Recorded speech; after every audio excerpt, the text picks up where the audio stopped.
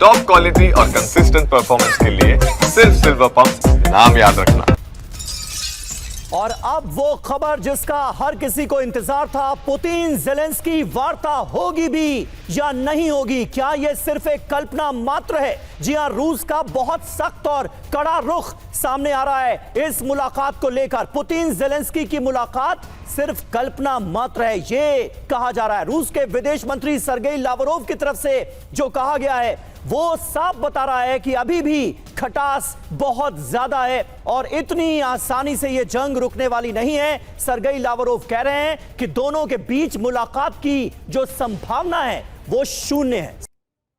तो Sergei Lavrov को सुना अपने ट्रंप के पीस प्लान को लग चुका है झटका। जी हां, रूस देखिए दावा क्या कर रहा है ये आपको अब बताते हैं, क्योंकि साफ तौर पर यह कहा गया था कि अब वॉशिंगटन डीसी की मुलाकात के बाद पुतिन और ज़ेलेंस्की मिलेंगे और उसके बाद त्रिपक्षीय वार्ता होगी और उसके बाद जंग को लेकर कोई बड़ा फैसला हो सकता है। लेकिन यहां तो पूरी की पूरी बातचीत ही खटाई में पड़ती हुई नजर आ रही है। पुतिन यू टर्न लेते हुए नजर आ रहे हैं और होता वही दिख रहा है जो TV9 भारतवर्ष ने आपको इस बातचीत के दौरान भी बताया था। रूस दावा क्या कर रहा है? पुतिन ज़ेलेंस्की की शिखर वार्ता नहीं होगी। सर्गेई लावरोव ने कह दिया है पुतिन ज़ेलेंस्की की मुलाकात डोनाल्ड ट्रंप की कल्पना मात्र है, यानी डोनाल्ड ट्रंप सिर्फ और सिर्फ इसका ख्वाब देख रहे हैं, ऐसा होने नहीं जा रहा है। ज़ेलेंस्की पुतिन की वार्ता की संभावना शून्य है। राष्ट्रपति ट्रंप ने राष्ट्रपति पुतिन को गलत समझा। ट्रंप को लगता है कि पुतिन उनके बहकावे में आ गए हैं। अब देखिए हो क्या सकता है। पुतिन प्रतिनिधिमंडल स्तर की बातचीत के लिए तैयार हैं। कुल मिलाकर स्थितियां परिस्थितियां कुलकर्णी सर बिल्कुल जुदा होती नजर आ रही हैं, बदलती नजर आ रही हैं और ये तो सीधे सीधे रूस का यू टर्न है। धन्यवाद समीर। मैं तो ये कहूंगा कि जिस प्रकार से ट्रंप की कोई सुन नहीं रहा और विश्व का सबसे बड़ा एक लोकतंत्र के ऊपर ही उनका गुस्सा निकल सकता है और तो कुछ नहीं, क्योंकि उन्होंने खुद देख लिया है कि पुतिन और ट्रंप के बातचीत के बाद भी, और लग रहा था ट्रंप को या और ज़ेलेंस्की को कि जिस प्रकार से वो पूरे यूरोपियंस को उनके सामने ले आए हैं वो दबाव डाल सकेंगे पुतिन के ऊपर। वो नहीं हो सकता, क्योंकि सवाल ये है कि डोनबास रीजन जब तक 100% रूस को नहीं मिलेगा तब तक ये कार्रवाई चलती रहेगी, क्योंकि आज की तारीख में लुहांस्क 100% ले लिया है रूस ने।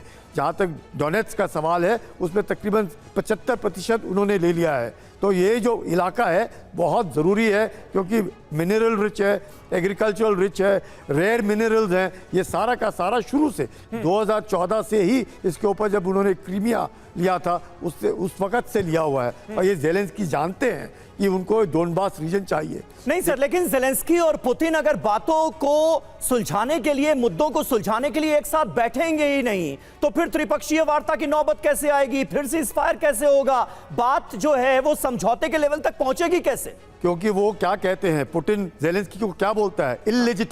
इलेजिटिमेट मतलब वो तो नाम तक नहीं लेते हैं ज़ेलेंस्की का। वो कहते हैं कीव रेजिम। क्यों बोलते हैं कीव रेजिम? उनका मानना है कि Zelensky is not a representative of Ukraine. उनका मानना है कि यूक्रेन ग्रेटर रशिया का भाग है और ये जो एक है आदमी ये जोकर है और वो उनका मानने को तैयार नहीं है। तो सवाल साफ है कि जहाँ पुतिन ज़ेलेंस्की को मिलना नहीं चाहते, बायलैटरल टॉक्स करना नहीं चाहते और ट्रंप को लगता है वो दबाव डालेंगे, हो नहीं सकता है। और अब तो उन्होंने बोला है चीन को भी हमारे साथ लिया जाएगा, क्योंकि चीन हमारा एलाय है और चीन को भी सिक्योरिटी आर्किटेक्चर में रखा जाएगा। बिल्कुल बिल्कुल। और संजय कुलकर्णी सर, हमने ये देखा भी था जो डोनाल्ड ट्रंप से कहा गया था कि तब तक शांति संभव नहीं है जब तक दोनों शीर्ष नेता रूस और यूक्रेन के मिलते नहीं, आमने सामने बैठते नहीं। और लेकिन यह भी कुछ आसार बनते नजर नहीं आ रहे। एक और बड़ी खबर, यूक्रेन को सुरक्षा गारंटी पर पुतिन ने दी थी चेतावनी। यूक्रेन रूस को बराबर सुरक्षा सुनिश्चित हो, यह कहा गया। 1 हफ्ते 2 हफ्ते या 1 साल का सीजफायर ना हो, सीजफायर से नाटो यूक्रेन में हथियार जमा करेगा।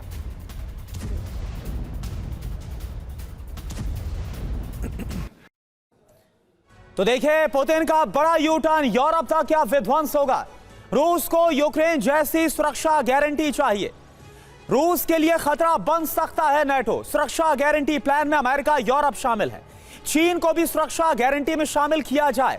अब बड़ी बात क्या है, यूक्रेन में विदेशी सेना पर रूस की स्थिति पहले से साफ है। विदेशी सेना पर रूस ने अपनी रणनीति नहीं बदली है, तो ये हालात बनते नजर आ रहे। यूएस राठौर सर, ऐसा लग रहा है कि पुतिन की तरफ से लगातार शर्तें ना सिर्फ और बढ़ती जा रही है बल्कि और कड़ी हो रही है, जो कि अपने आप में एक ट्रंप के सामने बड़ी चुनौती पेश कर रही है। क्या इन हालातों में आपको लगता है कि वाकई में स्थायी शांति तो दूर की बात है, सीज फायर भी हो पाएगा? देखिए, करुणा, डिप्लोमेसी एक बहुत ही धीरे चलने वाली प्रक्रिया है। यहाँ हम देखते हैं कि बड़े लंबे लंबे कदम दोनों ने ले लिए और इसी वजह से ये अड़चनें आ रही हैं। पुतिन ने ट्रंप को बड़ी बखूबी पढ़ लिया है और उनकी मजबूरियां भांप ली हैं और इसलिए अब नई नई शर्तें आपके सामने आ रही हैं। जो वो कह रहे हैं वो गलत नहीं कह रहे हैं। ये पूरा युद्ध शुरू हुआ था यूरोप का बढ़ता हुआ वर्चस्व यूक्रेन के अंदर, खासकर नेटो को, जो कि रूस को पसंद नहीं है। अब सिक्योरिटी गारंटी के रूप में चाहे अमेरिका उतरे या नेटो उतरे, उससे पुतिन नहीं मानेंगे। वो कह रहे हैं इस्तांबुल में जो दिसंबर 2022 में बात हुई थी, वो वाला पीस प्लान अगर आप लाओगे तो वो हम मानेंगे। वो चाहते हैं कि यूक्रेन बिल्कुल न्यूट्रल रहे। लेकिन ये जितनी परिस्थितियां बन रही हैं करना, एक चीज़ और हो रही है, ये जेलेंस्की के दावे को मजबूत कर रही हैं कि पुतिन जो हैं वो शांति नहीं चाहते, वो युद्ध नहीं रोकना चाहते और इसीलिए जेलेंस्की कह रहे हैं कि नेटो और अमेरिका उनका सपोर्ट करें और उन्हें बीच मझधार में न छोड़ें। तो ये दोनों पक्षों के लिए आज की तारीख में सिचुएशन एडवांटेजियस है। अगर इसमें कोई बेवकूफ़ बन रहा है वो है अमेरिका।